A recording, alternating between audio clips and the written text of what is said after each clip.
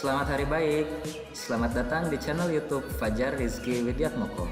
Sebelum menonton video, silahkan subscribe, komen, dan like video ini. Selamat belajar. Jangan lupa di sela-sela video ada kuis dan tugas. Semangat guys!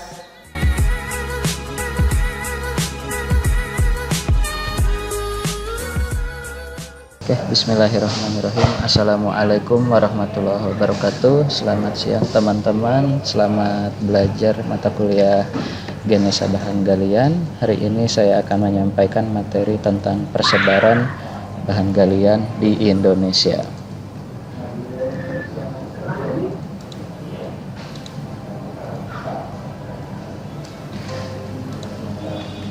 Oke, sebagai bayangan untuk teman-teman bahwa apakah sebelum ada ilmu kebumian sudah ada pertambangan, maka jawabannya ya gitu. Jadi sebelum abad ilmu pengetahuan reconnaissance atau abad pembaruan itu pertambangan memang sudah dilakukan gitu. Tetapi kaidah-kaidah penambangannya masih berdasarkan pengalaman.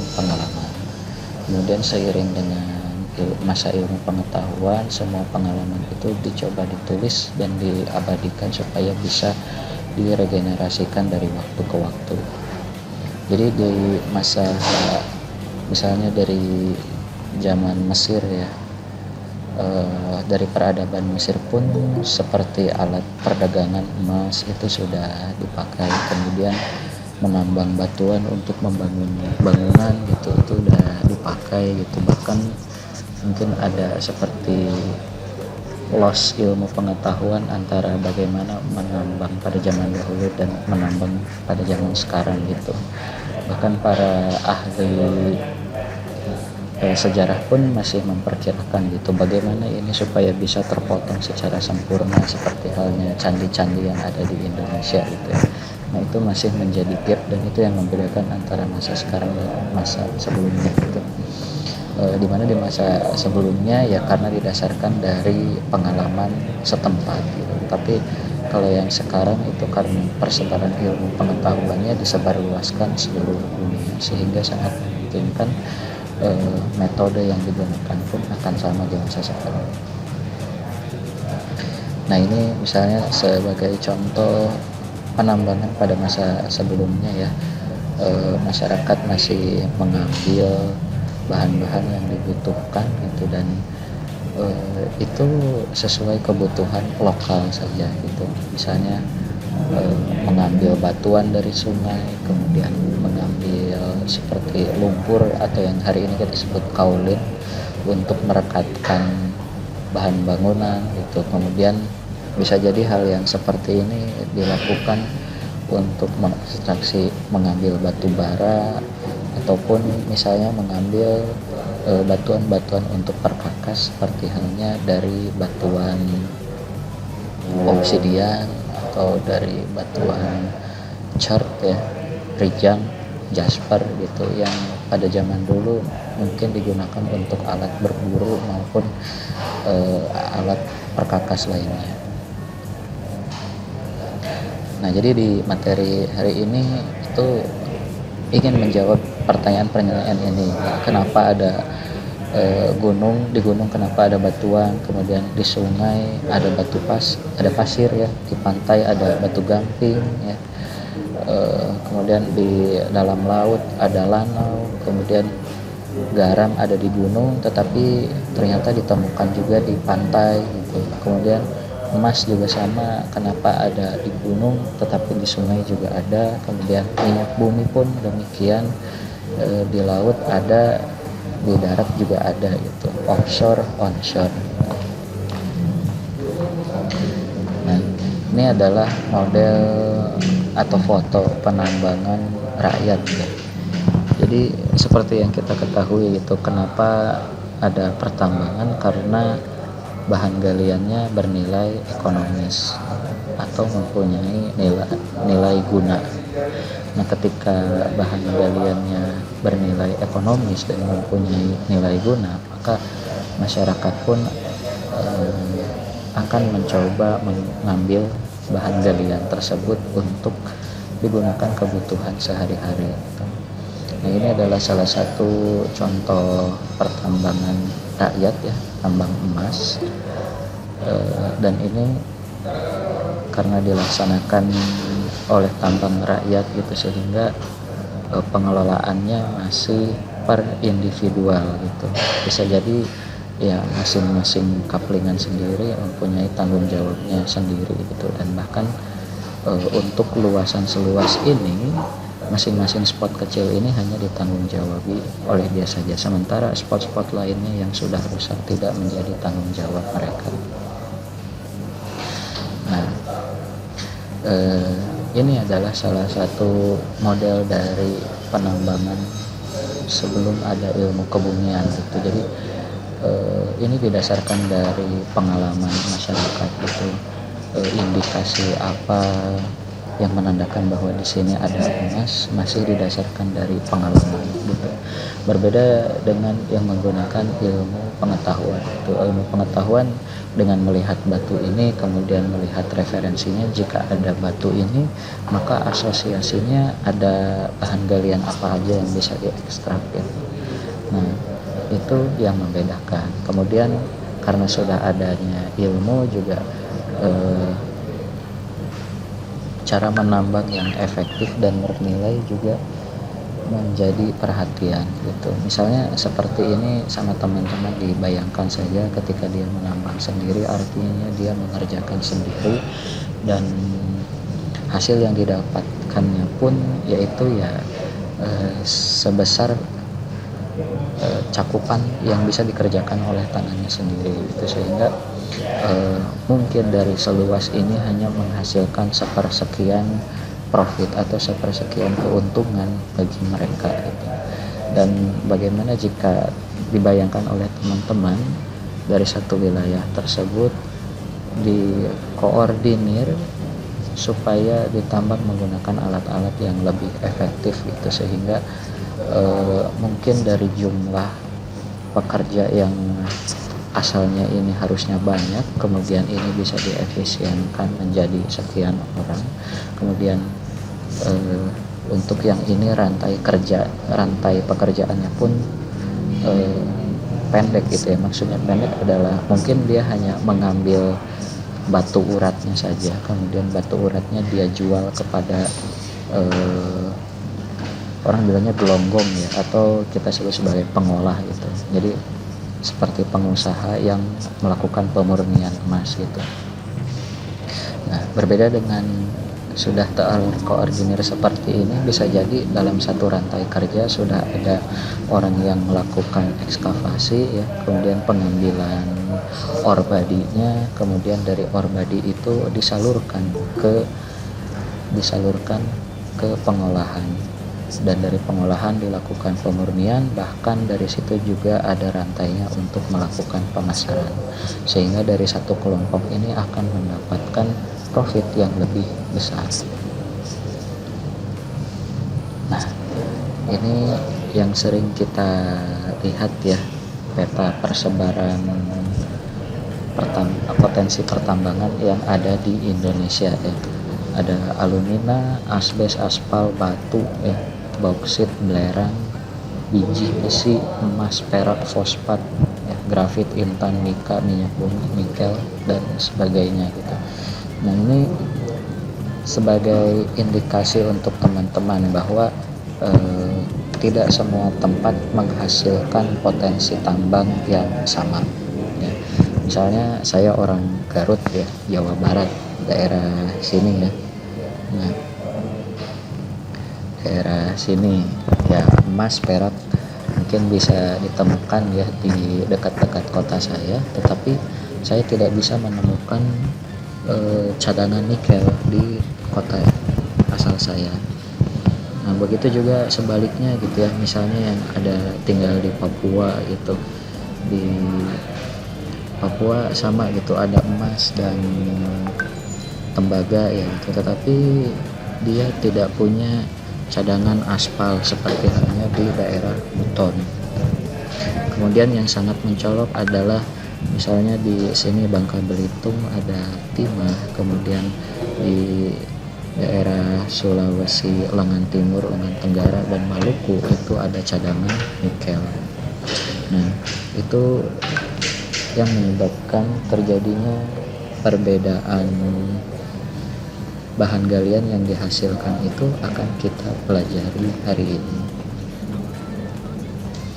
Nah, kita coba reverse back dulu ke tektonika ya. Jadi di ilmu tektonik ini menunjukkan bahwa pergerakan lempeng itu ada 3 tipe ya.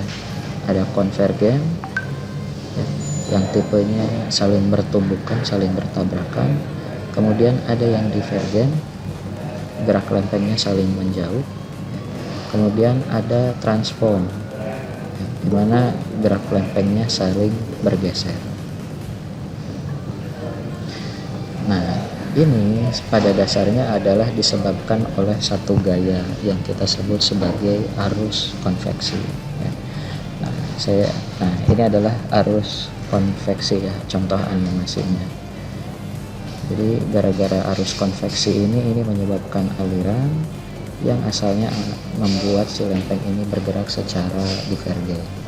Kemudian karena ada gerak divergen, artinya dia akan bertumbukan dengan lempeng lainnya, sehingga terbentuklah ada yang disebut dengan konvergen ya, sebelah sini saling bertemu. Kemudian ada transform yang disebabkan dari perbedaan kecepatan pergerakan lempeng itu sendiri.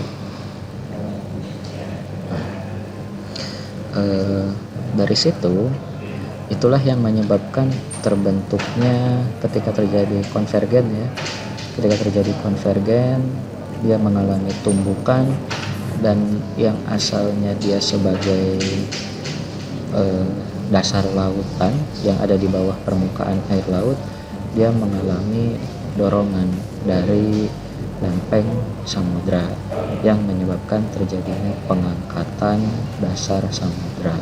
Dasar samudra yang terangkat melewati level air laut menyebabkan terbentuknya pulau.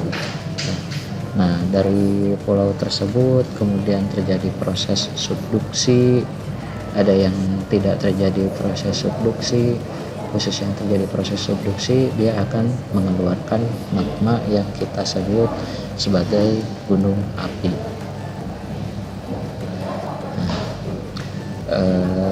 Setelah itu saya ingin menyampaikan dulu tentang struktur bumi ya.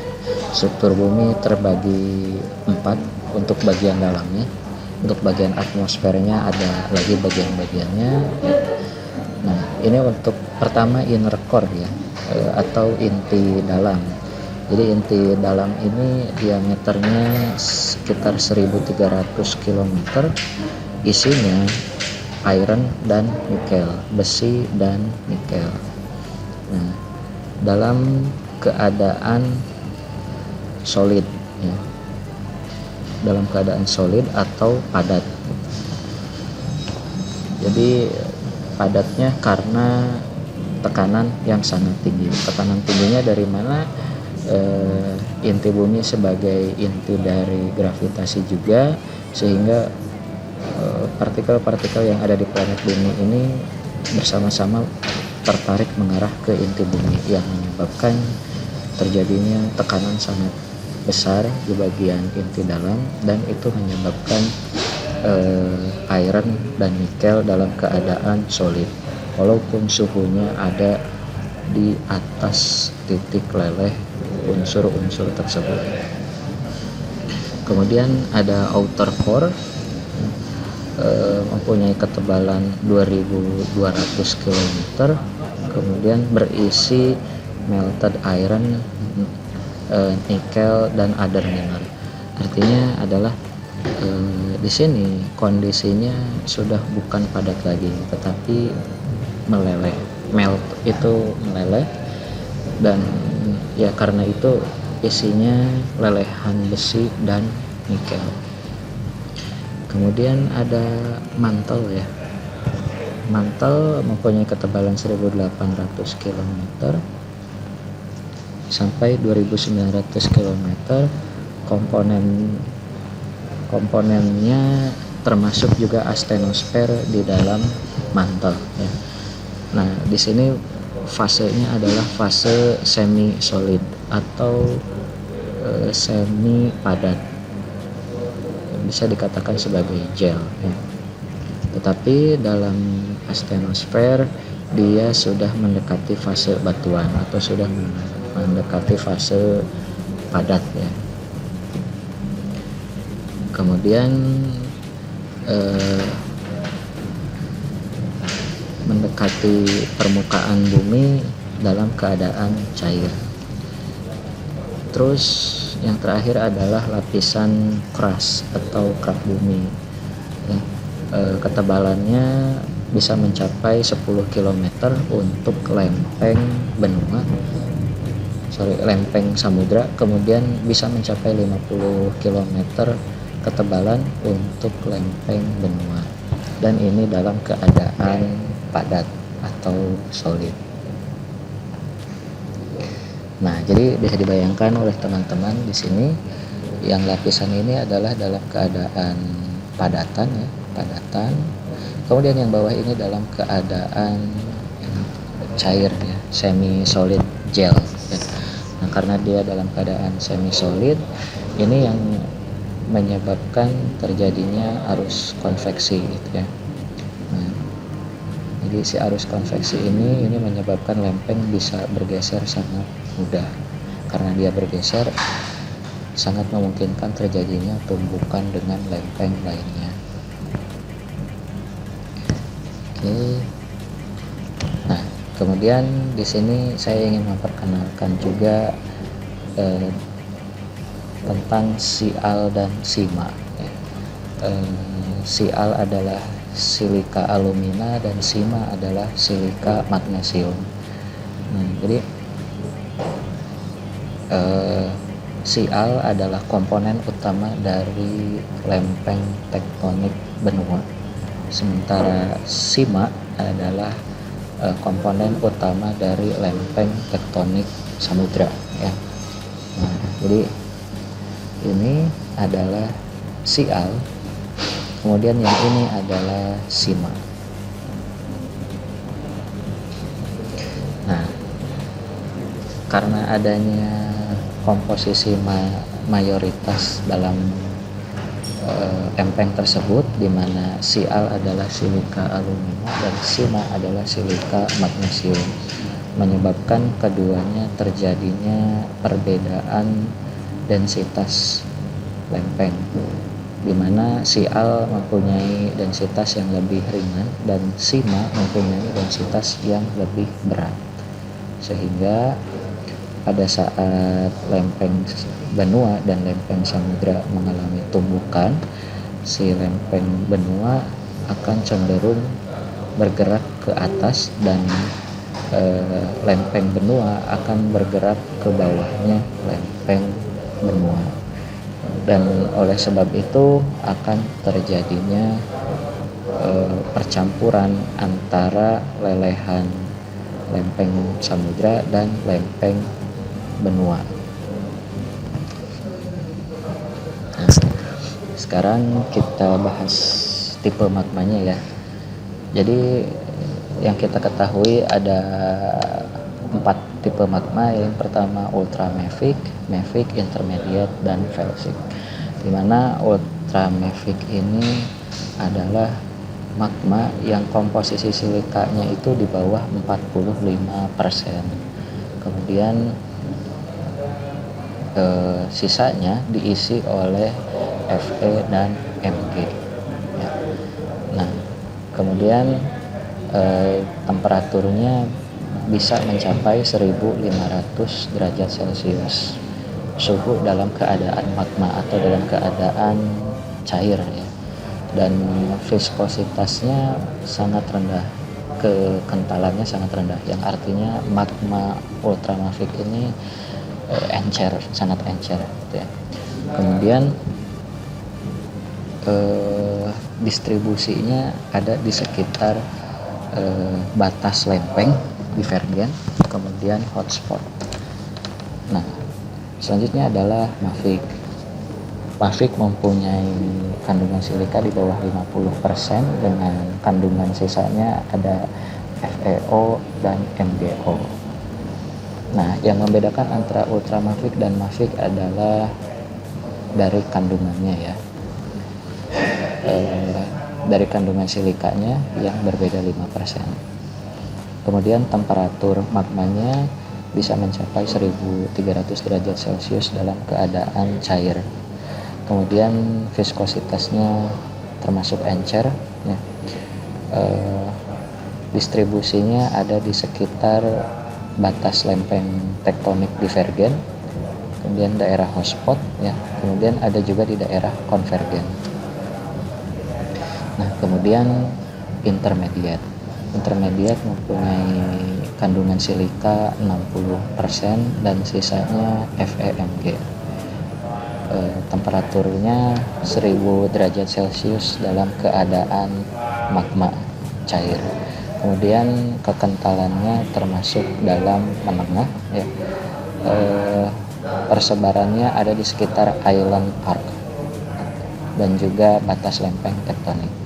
Kemudian yang terakhir ada tipe magma es felsik ya, mempunyai kandungan silika lebih dari 70% dan sisanya hanya diisi oleh FeMg dan unsur-unsur lainnya. Suhu magmanya dalam keadaan encernya itu di bawah 900 derajat Celcius. Tipe magma ini sangat kental ya. Kemudian dia hanya ada di hotspotnya lempeng daratan. Kita bahas di ini ya. Nah, jadi yang pertama ultra mafik ya, ultra basa. Jadi ultra basa itu ada di sekitar sini. Jadi yang baru-baru dari astenosfer itu baru membeku di sini ya, sehingga tersebar hingga ke sini itu sebagai ultra mafik. Kemudian si ultra mafik ini ada juga yang bagian luarnya ya, bagian luar dari lempeng benua itu sebagai mafik. Nah, karena ini bergeser ya, kemudian di sini mengalami pergesekan antara lempeng benua dan lempeng samudra, sehingga gesekan ini menyebabkan terjadinya percampuran antara partikel dari lempeng samudra dan lempeng benua, sehingga ketika terjadi pelelehan menjadi magma itu tercampur keduanya sehingga menghasilkan magma intermediate ya. Sementara ada juga proses hotspot yang biasanya muncul di daerah lempeng benua gitu.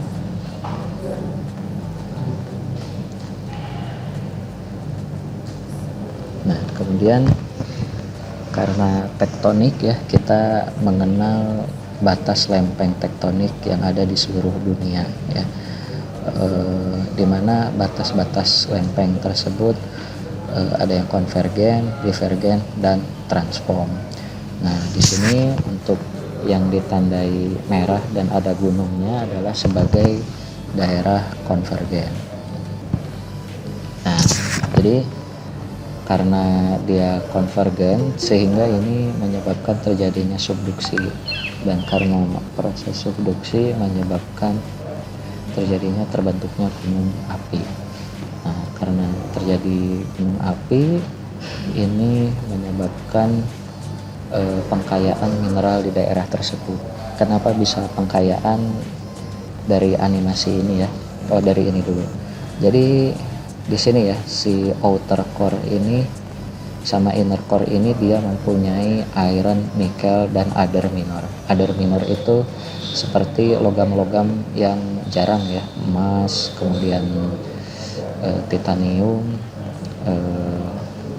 stainless, kemudian platina, biasanya bermula dari sini ya. Nah, tetapi karena kasusnya arus konveksi, unsur-unsur yang ada di dalam inti bumi ini terbawa oleh arus konveksi mengalir hingga ke permukaan bumi, terbawa oleh arus konveksi. Jadi dari sini terbawa oleh arus konveksi ke atas. Nah, sehingga karena muncul ke atas sebagai produk magmatik, artinya dia mengalami juga pengkayaan mineral-mineral tersebut. Nah, kemudian karena ini adalah ring of fire yang kita sebut sebagai cincin gunung api, Indonesia pun termasuk ya. Nah, jadi Indonesia ring of fire-nya di sini ya, sehingga yang pada masa sekarang adalah ini sebagai daerah pengkayaan. Tetapi sebenarnya jalur gunung apinya itu dari dulu hingga sekarang tidak seperti ini. Dimana ini ya, ada sebuah animasi tentang pergerakan lempeng. Jadi asalnya pada 250 juta tahun yang lalu, seluruh daratan di planet bumi ini adalah satu kesatuan yang kita sebut sebagai benua Pangea ya. Nah, kemudian si Pangea ini mengalami pergeseran lempeng tektonik dan terpisah menjadi benua Gondwana sama Laurensia ya. Nah, kemudian yang Laurensia ini membentuk benua Eropa dengan benua Eurasia ya. Kemudian yang Laurensia ini adalah yang bagian selatannya membentuk Afrika, Amerika Selatan, dan kutub selatan ya, Antartika. Nah, balik lagi ya, jadi karena ada pergerakan lempeng tektonik, Indonesia pun sebenarnya asalnya adalah menempel ke sini, tapi karena ada tabrakan India ya, kita lihat lagi di sini, ini masih Pangea, kemudian si lempeng India ini bergerak ke utara menabrak lempeng Eurasia. Nah, ini ya, menabrak lempeng Eurasia. Nah, sehingga Indonesia bergerak ke selatan, bergerak ke arah tenggara yang kita sebut sebagai efek dari gaya buoyancy ya.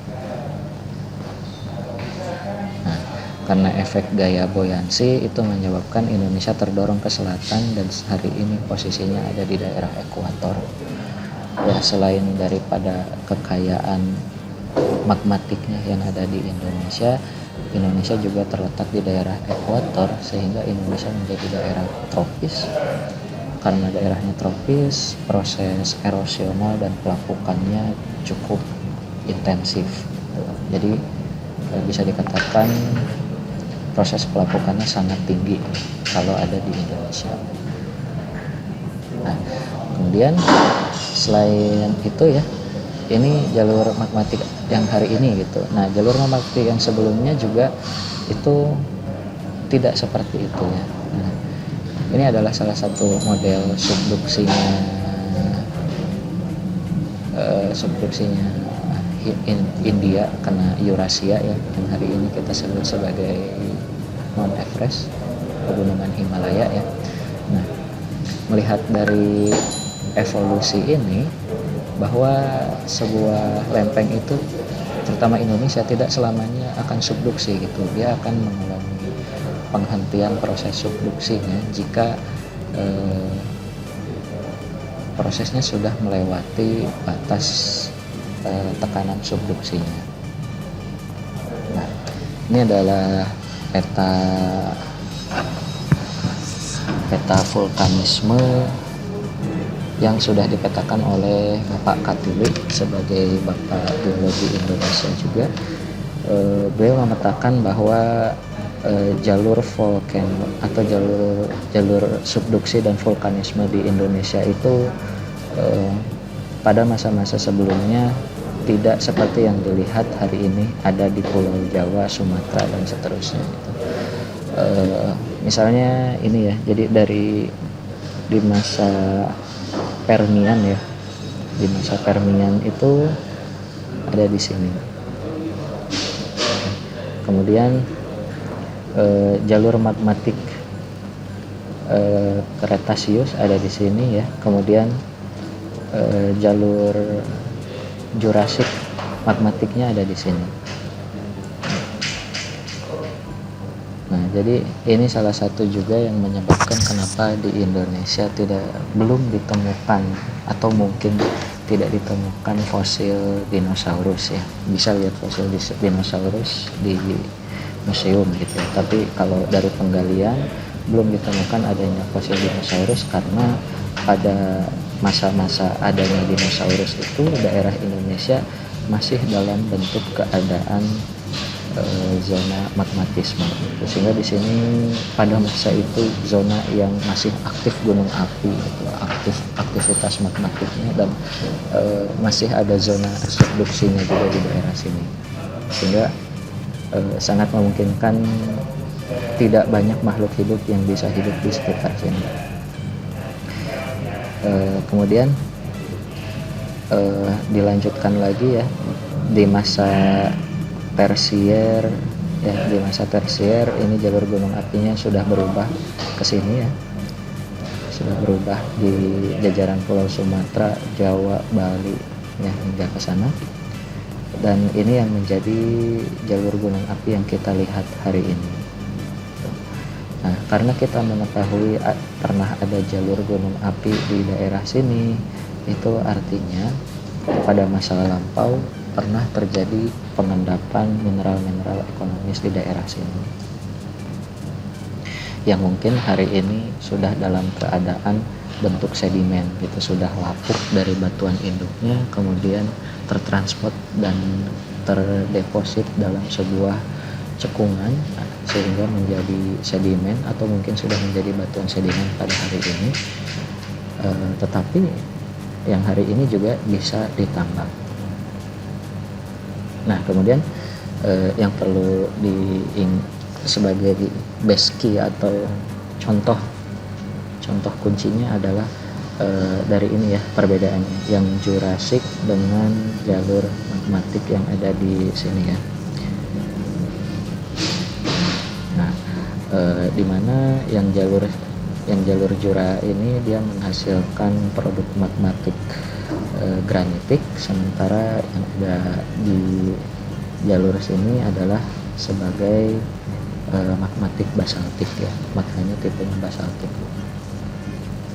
Nah, karena keduanya berbeda tipe magma, maka produk bahan galian yang dihasilkannya pun akan berbeda. Misalnya gitu ya, untuk daerah sini bahan galiannya kalau dari fresh rocknya bisa dapat batu granit ya. Batu granit jadi bahan ornamen ya, kalau jadi bahan galian bisa jadi bahan ornamen bangunan gitu ya. Kemudian produk lapukannya dia bisa menghasilkan timah ya, timah ya, yang mana timah juga sebagai bahan galian yang harganya cukup ekonomis ya. Nah, kemudian yang daerah sini fresh rocknya kita bisa dapat basalt ya, batuan beku bisa dipakai untuk bahan bangunan ya. Kemudian produk hasil lapukannya kita bisa mendapatkan nikel. Kemudian produk lapukannya lagi seperti model pasirnya gitu ya, kita bisa mendapatkan pasir besi karena dari basaltik itu mempunyai komposisi logam yang cukup banyak. Kemudian karena dia cukup resisten terhadap lapukan, logam resisten terhadap lapukan, sehingga ketika terendapkan di daerah pesisir akan menjadi pasir besi. Nah, begitupun juga di daerah sini ya, karena magmanya lebih dominan silika, sehingga produk lapukannya itu berupa pasir silika yang ada di daerah pantai. Boleh dikatakan pasir pantai yang ada di daerah sini itu berwarna putih dan pasir yang ada di pantai daerah sini berwarna hitam. Nah, sehingga dari peta ini kita bisa merepresentasikan dari sebaran bahan galian yang ada di Indonesia. Itulah yang menyebabkan bahan galian di Indonesia tidak sama gitu.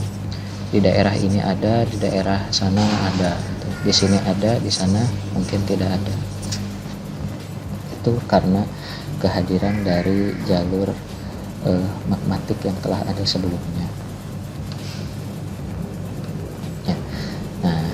Ini ya misalnya gitu, ketika hasil subduksi magmanya muncul kemudian mengalami pelapukan, dia pertama kali mungkin terendapkan di sini ya, terendapkan di sebuah danau.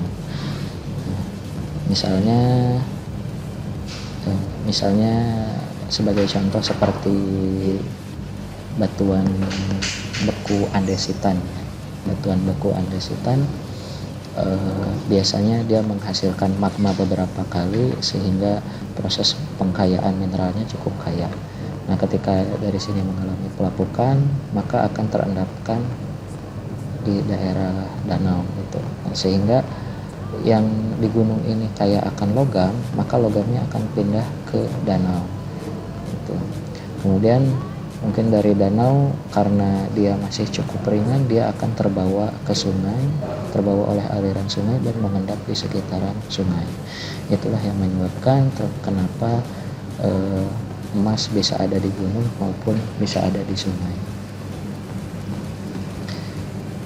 Ya, jadi sebagai kesimpulan, persebaran bahan galian di Indonesia dipengaruhi oleh geotektonik. Geotektonik itu menentukan tipe bahan galian yang terbentuk, kemudian evolusi tektonik juga menyebabkan terjadinya perbedaan bahan galian. Saya kira sekian ya untuk kuliahnya. Silahkan disampaikan jika ada pertanyaan ataupun kritik dan saran. Terima kasih.